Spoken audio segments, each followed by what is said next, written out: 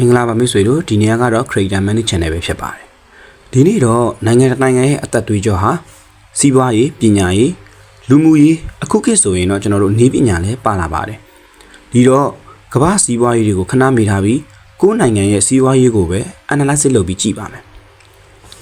မြန်မာနိုင်ငံရဲ့လက်ရှိစီးပွားရေးအခြေအနေဘယ်လိုဖြစ်နေပြီလဲဆိုတာကိုပြောပြပေးသွားမှာပါ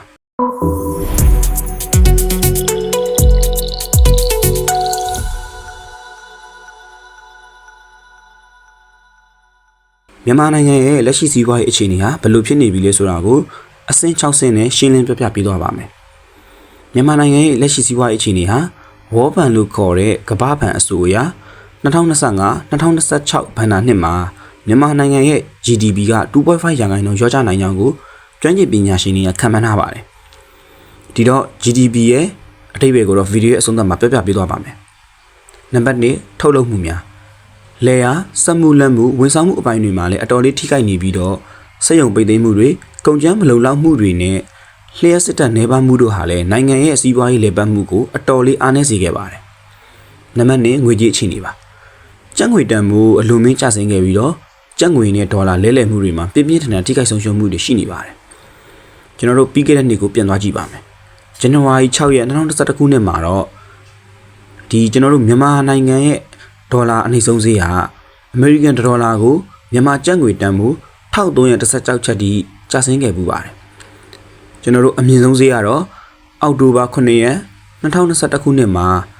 အမေရိကန်ဒေါ်လာကိုမြန်မာကျပ်ငွေတန်ဖိုး1964ချက်ထိမြင့်တက်ခဲ့ပါတယ်။အဲ့တော့ကျွန်တော်တို့အခုခေတ်ကိုပြန်လာခဲ့လိုက်အောင်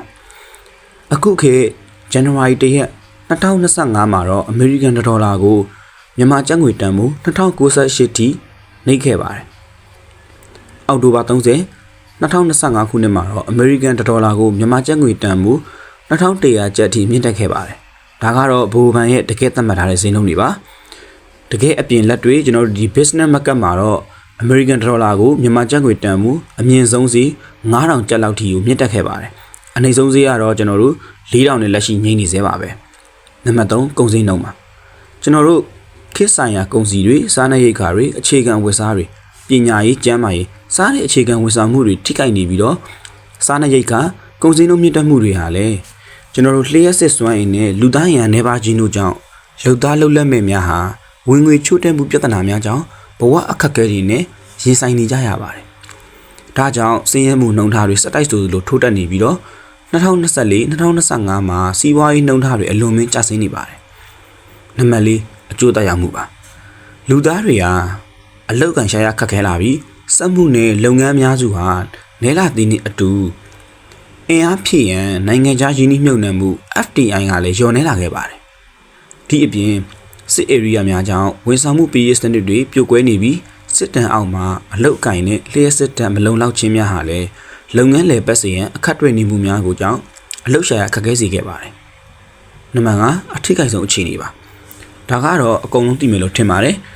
2025မတ်လမှာဖြစ်ခဲ့တဲ့မြင်းကလင်ကိုပြောတာပါ။ပြင်းဟာ 7.7 မြင်းကလင်ဟာ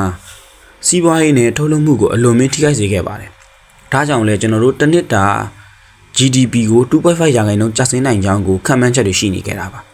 ။နိုင်ငံခြားယင်းနှိမ့်မြုပ်နှံမှု FDI နဲ့ကုန်သွယ်ရေးလမ်းကြောင်းများပိတ်ဆို့ထားခြင်းကလည်းကျွန်တော်တို့ trade နဲ့ export import ကဏ္ဍတွေကိုအတော်လေးဆိုးကျိုးသက်ရောက်စေခဲ့တယ်လို့ဆိုလို့ရပါတယ်။အဲ့တော့ government အုပ်ချုပ်မှုအောက်မှာဆုံးဖြတ်ချက်တွေစီမင်းတွေငွေကြေးနဲ့ကုန်သွယ်ရေးကန့်သတ်ချက်တွေဟာစီးပွားရေးနဲ့ကုန်သွယ်ရေးပညာကုန်သွယ်ရေးပစ္စည်းတွေကိုဒီလှုပ်ရှားမှုတွေကိုတော်တော်လေးပိတ်တားနေတယ်လို့ဆိုလို့ရပါတယ်။နံပါတ်6မျှော်မှန်းချက်နဲ့အနာဂတ်ပါ။နိုင်ငံရေးမငြိမ်သက်မှုတွေတဘာဝတန်လျှက်စစ်စွမ်းရည်နေပါခြင်းတို့ကြောင့်လည်းဖြစ်နိုင်ပါတယ်။ဒါပေမဲ့စီးပွားရေးတည်ငြိမ်တဲ့စီးပွားရေးတည်ငြိမ်တဲ့ခေတ်ကိုပြန်သွားခြင်းနဲ့ဆိုရင်တော့အဓိကလိုအပ်တာကနည်းနည်းလေးပဲရှိပါတယ်။နိုင်ငံရေးတည်ငြိမ်မှုငွေကြေးစည်းမျဉ်းမြင့်တက်မှုနဲ့နိုင်ငံတကာယင်းနှိမ့်နှံမှုတွေပြန်လည်ရရှိလာမှာပဲ။ရောတိဆောက်ရေးနဲ့လူသားအရင်းမြစ်အခြေခံဒေသဖွံ့ဖြိုးရေးစတာတွေကိုဖြစ်တည်လာမှာပါ။အဲ့တော့အချင်းချင်းအနေနဲ့ကျွန်တော်ပြောပြပေးပါမယ်။မြန်မာနိုင်ငံရဲ့စီးပွားရေးဟာလက်ရှိမှာအလွန်မင်းအခက်အခဲအကျပ်တဲတွေရောက်နေပါတယ်။နိုင်ငံမငြိမ်သက်မှုတွေစီးကံတွေတဘာဝဘေးမြင်းကလေးတန်းတွေကြောင့်စီးပွားရေးဟာအနှုတ်ရမ်းပြနေပါဒါပေမဲ့ပြန်လည်တည်ထောင်ခြင်းနဲ့ပူးပေါင်းအကောင့်တွေဖော်နိုင်ခြင်းတို့ရှိရင်တော့ မြန်မာနိုင်ငံရဲ့စီးပွားရေးကပြန်ပြီးတော့ခေါင်းမွန်းလာခဲ့မှာပါဒီတော့အရှိဆုံးမှာပြောခဲ့တဲ့ GDP ရဲ့အဓိပ္ပာယ်ကိုထပ်ရှင်းပြပေးပါမယ် GDP ဆိုတာဘာလဲ GDP ဆိုတဲ့စကားလုံးရဲ့အရှိက Gross Domestic Product လို့ခေါ်ပါတယ်သူ့ရဲ့အဓိပ္ပာယ်ကတော့ပြည်တွင်းအသက်တင်ထုတ်လုပ်မှုလို့ဆိုလိုပါတယ်ဒီတော့သေချာနားလည်အောင်ပြောပြရရင်နိုင်ငံတစ်နိုင်ငံရဲ့တစ်နှစ်အတွင်းထုတ်လုပ်ထားတဲ့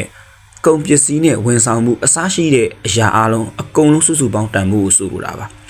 ဒီတော့ကျွန်တော်တခြားနည်းလမ်းနဲ့ရှင်းပြပေးပါမယ်နိုင်ငံတစ်နိုင်ငံဘယ်လောက်ထိချမ်းသာနေလဲစီးပွားရေးမှာရောဘယ်လိုမျိုးတရားလှပနေလဲအစရှိတဲ့အရာတွေကိုတွက်ချက်ပြီးတော့ analysis လုပ်တာပါဒီတော့ GDP ကိုဘယ်လိုတွက်ချက်ရမလဲကျွန်တော်တို့ပစ္စည်းထုတ်လုပ်မှုတွေဝန်ဆောင်မှုနိုင်ငံခြားဝင်ငွေဒီ၃ချက်နဲ့အကြံဉာဏ်တွက်ချက်ကြရပါတယ်ဥပမာပြပြရရင်နံပါတ်1ပစ္စည်းထုတ်လုပ်မှုစံစီစားငရုတ်ချက်သွန်အဝတ်အစားနဲ့ဖက်နက်ဖုန်းမော်တော်ကားအစရှိတဲ့ထုတ်လုပ်မှုတန်ဖိုးတွေနဲ့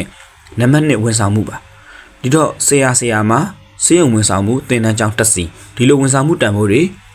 ပြီးတော့နံပါတ်3နိုင်ငံခြားဝင်ငွေပါနိုင်ငံရရက်ကခီးသွားလာခြင်း export import ကျွန်တော်ဒီပြည်တွင်းပြည်ပဒီကုန်ဝင်ကုန်ထွက်တွေပါဒီလိုမျိုးအရာတွေရဲ့စုပေါင်းပြီးတော့မှထွက်လာတဲ့တန်ဖိုးကို GDP ကျွန်တော် Gross Domestic Product လို့အဓိပ္ပာယ်ရပါတယ်မိတ်ဆွေရဲ့ထင်မြင်ချက်နဲ့အတွေးခေါ်တဲ့စီးပွားရေး user တွေကိုလည်း Creator Money Channel ကတကယ်လိုအပ်ပါတယ်စီးပွားရေးနဲ့ပတ်သက်ပြီးသိချင်တဲ့အကြောင်းအရာကောင်းလေးတွေကိုလည်း comment မှာ feedback လေးရေးစီလိုပါတယ်မိတ်ဆွေတို့ကအကျိုးတစုံတရာရရှိတယ်ဆိုမှာပဲ like and subscribe လုပ်သွားပေးလို့ရပါတယ်အဆုံးထိကြည့်ပြီးတဲ့အတွက်အားလုံးကျေးဇူးတင်ပါတယ်